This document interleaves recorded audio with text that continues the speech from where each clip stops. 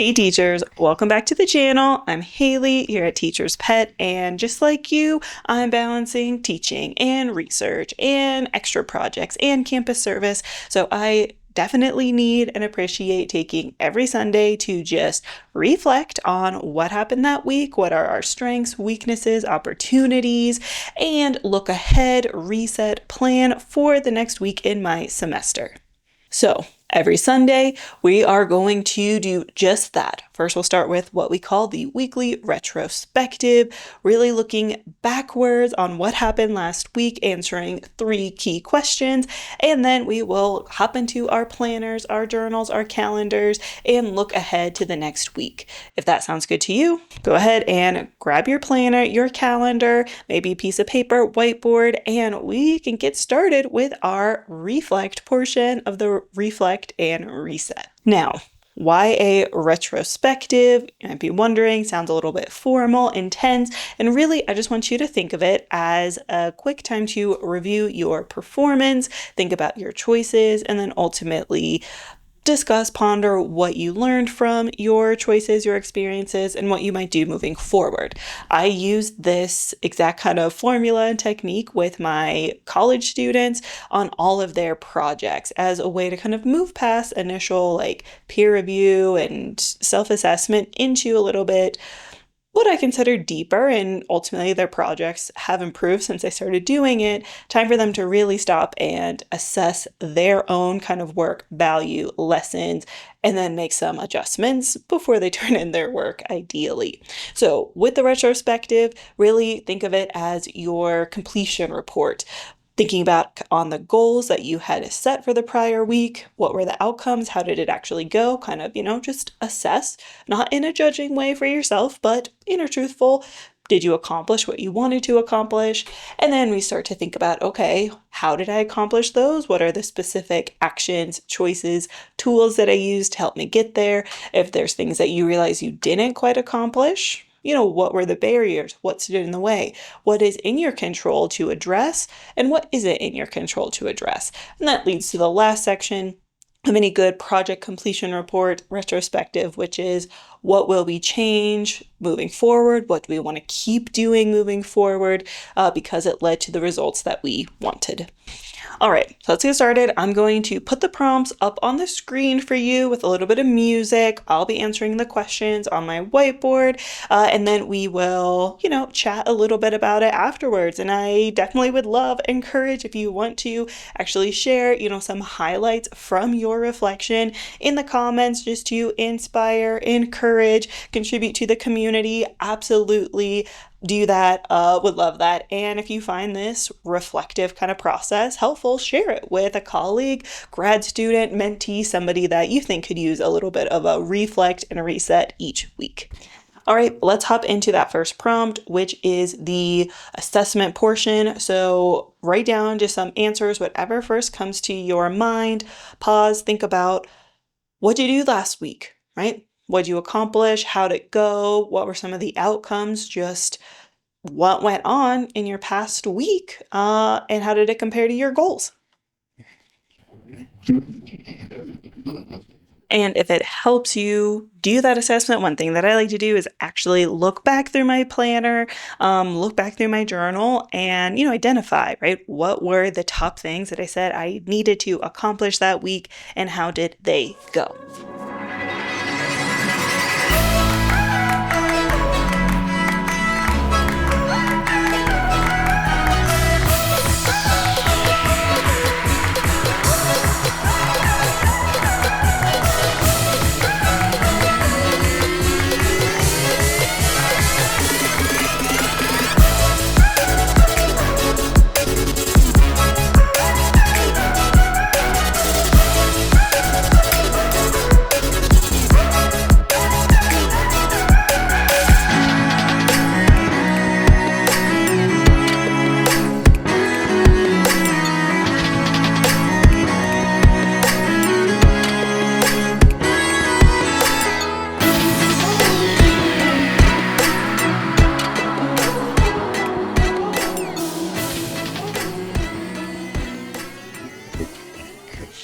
All right.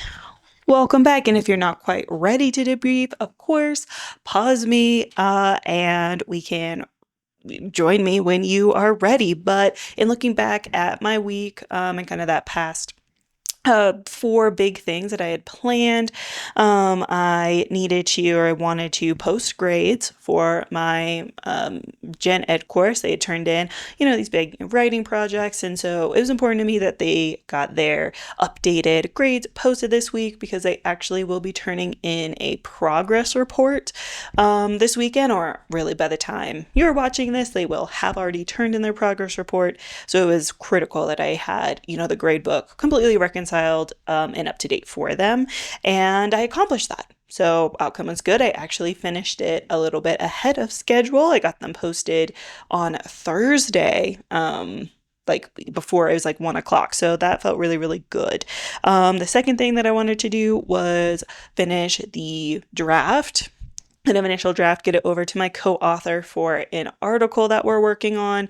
And again, I was able to accomplish that. I sent that draft over actually on a Wednesday afternoon. So that felt really, really good to get that off my plate and give my co-author the second half of the week to, expand review, and then we can meet about it in the upcoming week.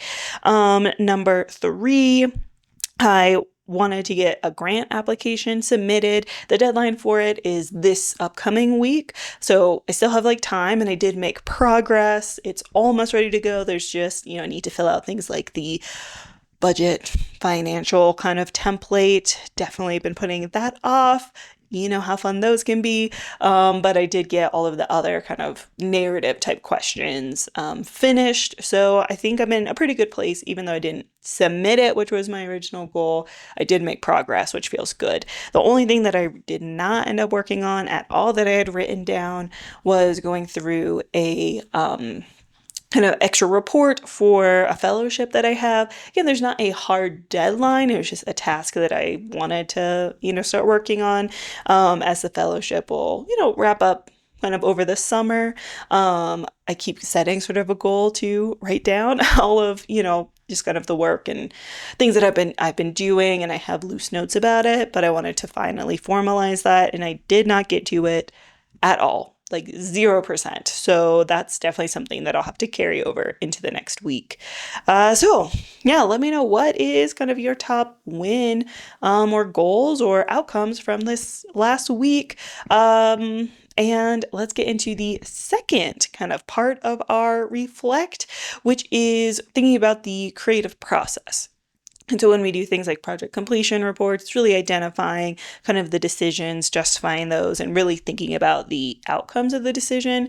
So I invite you to, based on your list and assessment from the past week, kind of go through each of the things you accomplished and then the things you didn't quite achieve, and identify what are the specific tools and actions that either helped you get your goal done or, kind of stood in the way a little bit. I'll put that up on the screen for you, and let's think about our process and our choices.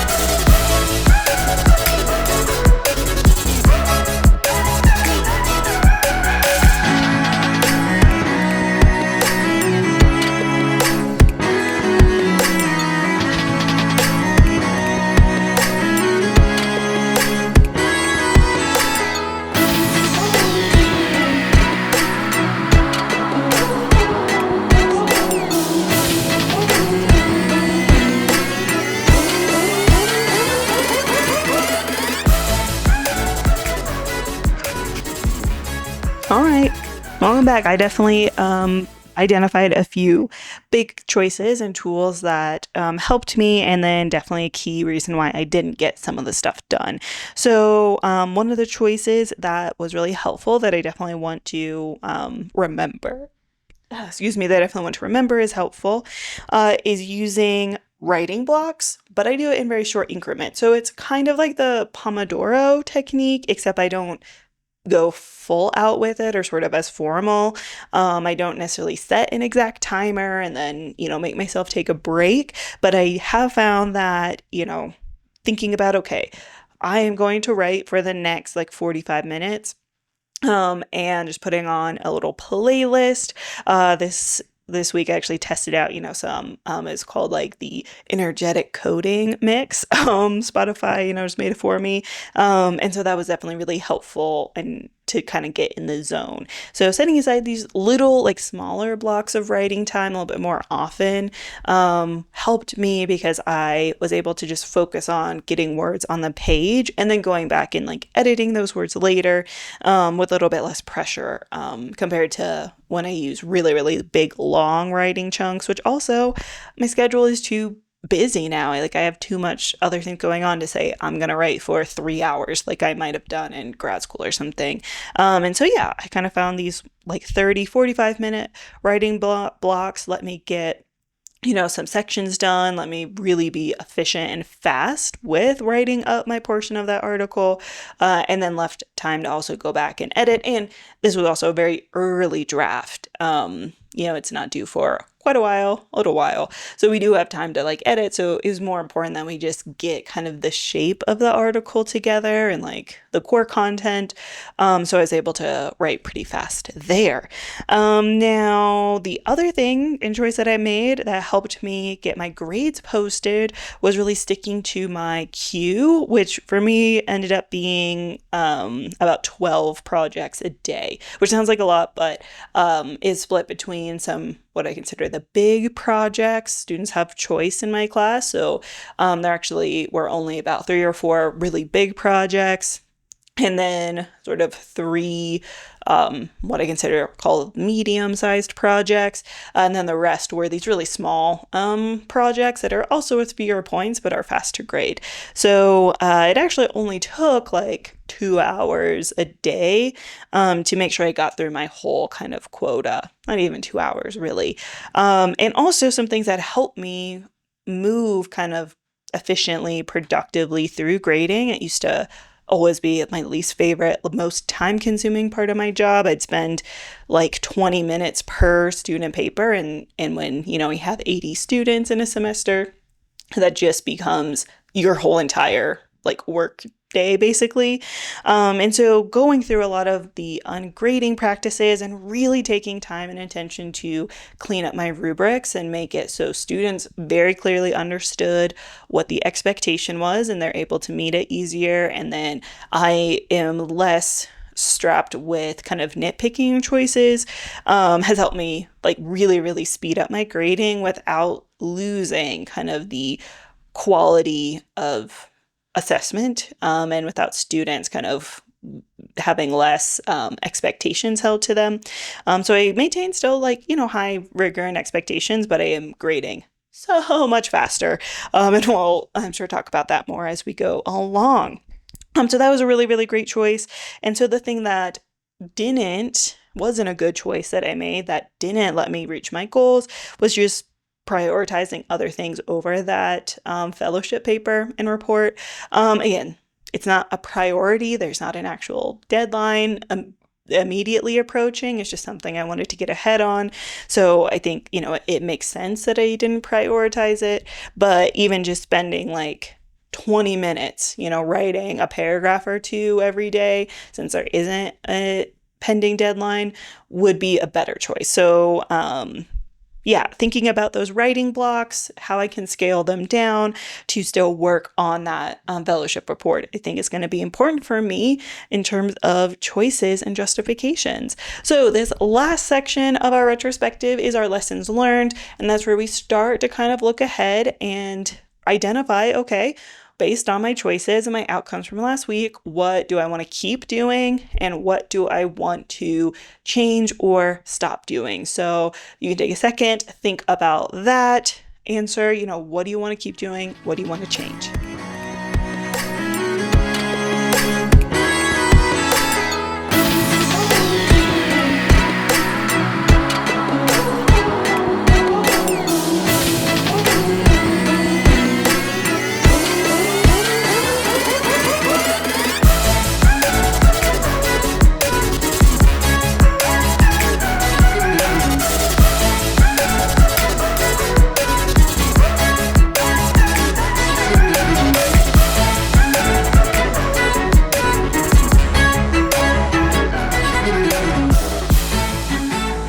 All right. I really only have one thing that I specifically want to change, and it has to do with that report. So, because it did work well for me to have those little shorter writing blocks for the article, I'm going to apply that to my report writing, but even break it down smaller. So, I want to save just 30 minutes a day to dedicate it to really working on that. Just like fellowship report thing. And I think that that's really gonna make a big change and help me get a lot done without feeling too stressful, and like it's a lot. So I also I work with my students, tell them and try to remember to employ it for myself using SMART. So specific, measurable, achievable, realistic, time-based goals. And so if I want to have kind of 30 minutes a day dedicated to documenting my fellowship and just getting that final report ready now, to be really specific. Okay, I'm going to write for 30 minutes. I'm going to open the document and work on it, make some sort of progress, no judgment, no super direct. I just need to open it, work on it for 30 minutes, and naturally, because I know myself, like it will come together.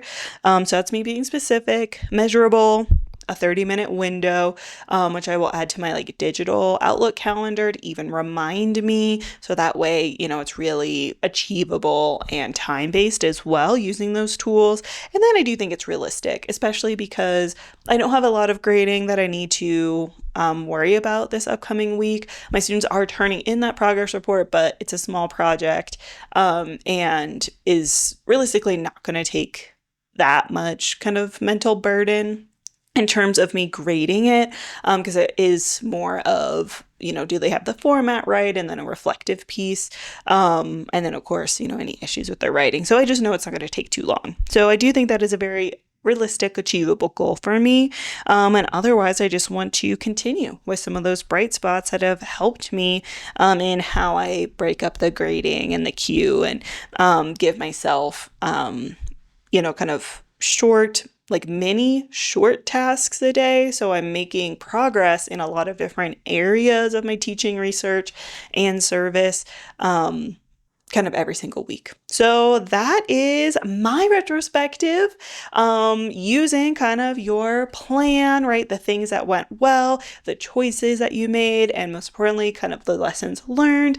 Now it's time to apply those to our upcoming week. So go ahead and hop into your calendar or journal. I'm going to hop into mine, just kind of talk through me filling that out. If you would prefer to fill out your own journal and do your reset and planning without me talking about mine, respect, totally get that. And you can hop over to this video that is just me decorating my planner, ASMR with some music style, no talking, so that way you can really get into the zone. But if not, let's hop over into the planner together. I'm going to talk through my week a little bit. You can talk and you can plan out your week a little bit.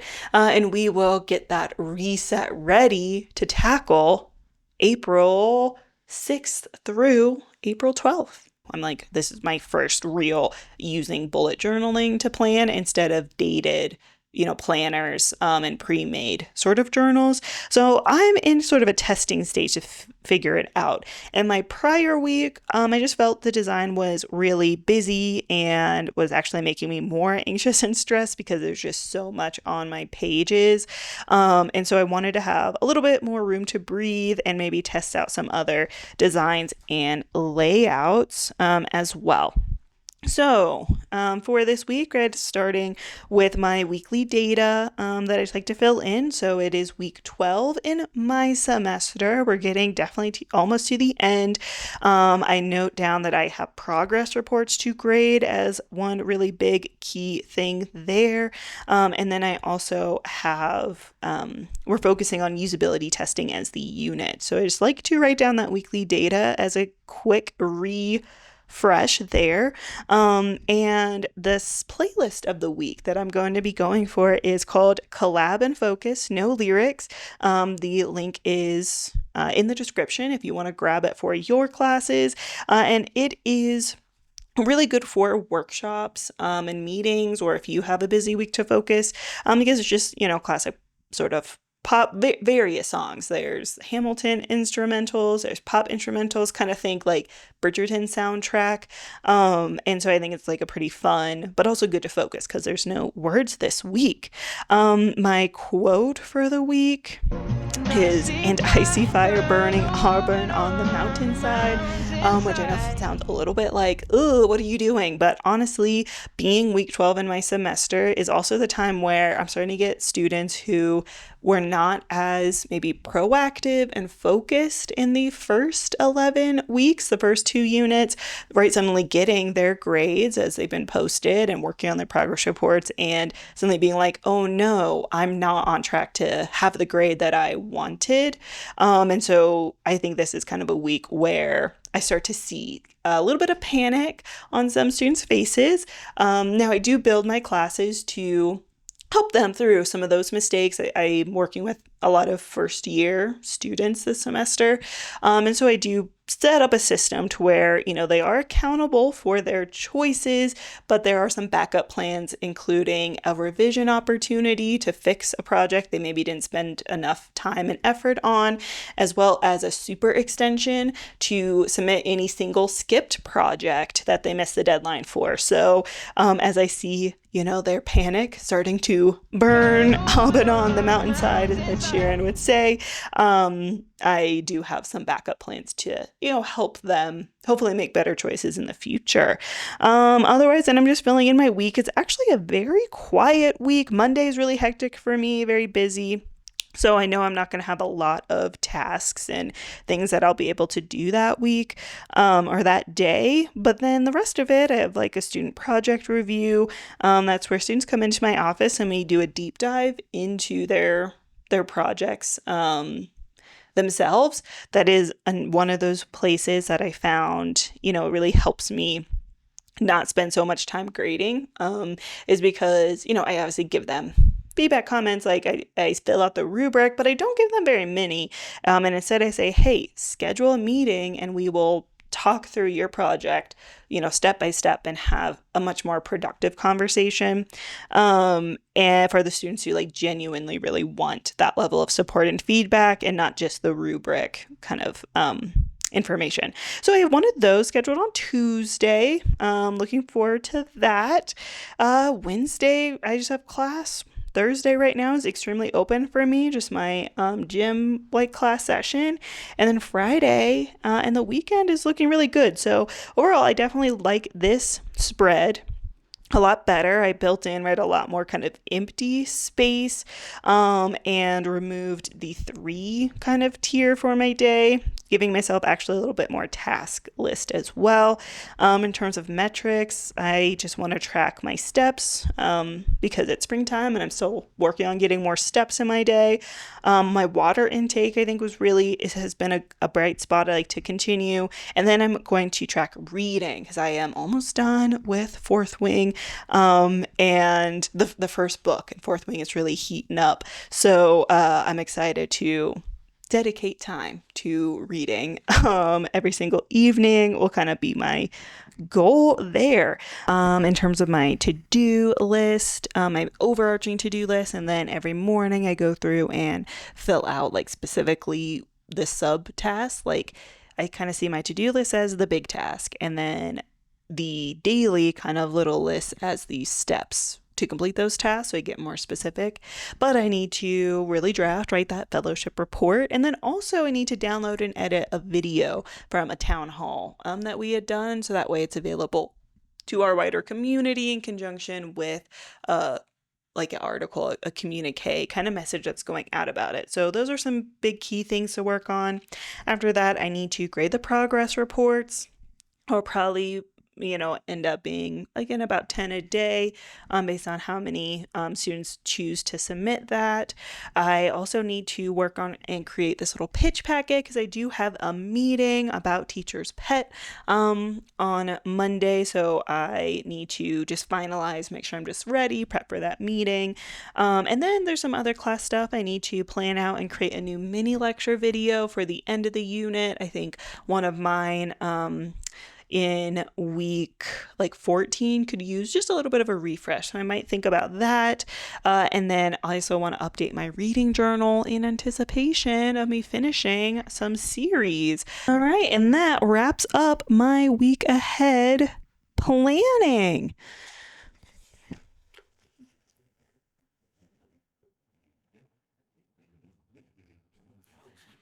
Okay.